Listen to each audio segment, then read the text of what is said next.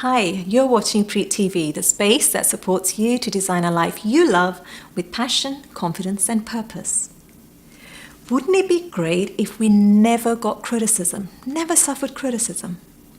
Imagine if everyone always loved your work, your ideas, your input. Life would be pretty sweet, right? However, the more we engage with the world, expand our lives, and become more visible, the more likely we are to experience criticism, no matter what we're doing. But what is criticism really? When is criticism useful? And when is it just someone dissing your thing? In today's episode, I'm going to give you 5 ways to ride out criticism and get the best from it. By the end, you'll know whether to listen to it and take it on board, or just simply dismiss it completely. And most importantly, move forward with your plans. Ready? Let's go. Number 1, first up, is listen or read to the end. How many of you hear the first negative statement or line and just check out of hearing the rest? If the feedback is in written form, do you continue to read on but aren't really processing it because you're still thinking about the bad part you read? One of the key lessons I learned during my NLP training was to shift my perspective from seeing criticism as beating on my soul to simply being feedback. And taking feedback can sometimes be hard work. It can be. However, it can get easier with practice. Even one statement about you or your efforts becomes a thought, which needs to be processed gently. So take your time. Read until the end. Then breathe, walk away, and do something else for a moment, like make a cup of tea. When you're ready, go back and read it again. If you're in a meeting with someone, let the meeting end and say that you're going to process the feedback before discussing it further. This might sound like you're running away, but it's at this point our egos want to hear only the worst, and in some scenarios, take up arms and get reactionary. Not only does this not help us process the information, but it may be a false move based on shaky evidence. So take it slow and let yourself process it. Number 2, find the truth within it. If you've taken good time to read or listen to it thoroughly, you should be able to highlight the truthful parts.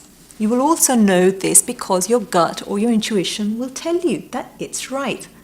Sometimes a niggling feeling about your input or project can be confirmed by feedback. Perhaps for whatever reason you didn't act on it before and now it's been flagged up again. It still doesn't feel good to hear it, but at least you can see what you need to do, which takes us to the next tip. Number 3, pick out the actions. Within constructive criticism, however strong, is a set of actions. This doesn't mean that you necessarily need to change everything they say, as that may just be their opinion. But perhaps another action would be to seek other feedback. Sometimes there's less obvious action in there, like taking a step back on the project or taking a break from it for a while to get some perspective. So go through it again and see what and how actions reveal themselves. If you focus on this, you can quickly turn a negative hurt into a positive action and growth. Okay? Number 4, explore negative feelings, then let them go. What has this piece of criticism brought to the surface in you? Have they compared you to someone? Or compared your project to something else you think is better? Do you feel inexperienced? Or does it remind you of something someone else said to you maybe 6 months ago? Having feedback on our efforts can bring up a lot of fears and anxieties, sometimes even shame. It's important that we take the time to process these feelings because they are valid. But then it's time to let them go and move forward. Any more dwelling on them would just make them records we play to ourselves to beat ourselves up. If it's helpful to write down and park your feelings, go for it. That way you can view them for what they are and not get caught up in negative thinking and creating blocks for your next steps. And finally, number 5, don't hide. Getting criticism can be overwhelming. So overwhelming that we want to find a nice dark corner to hide in until we feel better. Hiding has the opposite effect, however.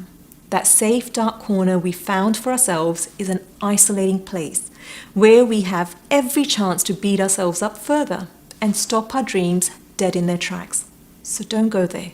It's a dark place. Take some time to process the feelings, but stick around. This is the process. This is where you need to be. And the more you stay around, the faster you'll tick off this next step and move to the next one. I've had in times in my life done exactly that, hide. However, sometimes I take a short self-pity party for 30 minutes with a pack of chocolate bickies and some loud music to drown out the internal chatter. This is then followed by me giving myself a pep talk, reinforcing that I'm a learner and every learner goofs up at one point or another. This was my point, and now I want to get better. I still practice this routine if and when I need it. So there you have it, 5 ways to ride out criticism and get back on the horse. Now I'd love to hear from you. Do you struggle hearing feedback or criticism? Do you find it hard to cope with setbacks? What do you do to stay present and gather the positives from it? Please share your experiences with me and with others in comments below. You never know who you might inspire to take some action, so connect with others. If you liked this video and found it useful, then subscribe to Preet TV and please do share it with your friends. I'd really appreciate it. You can also get the latest episode straight into your inbox every Tuesday by signing up to the NoDB newsletter. So come on over to preetkalsi.com and subscribe. Know your passions, do everything with confidence, and be purposeful. Thank you so much for watching, and I'll see you soon on Preet TV.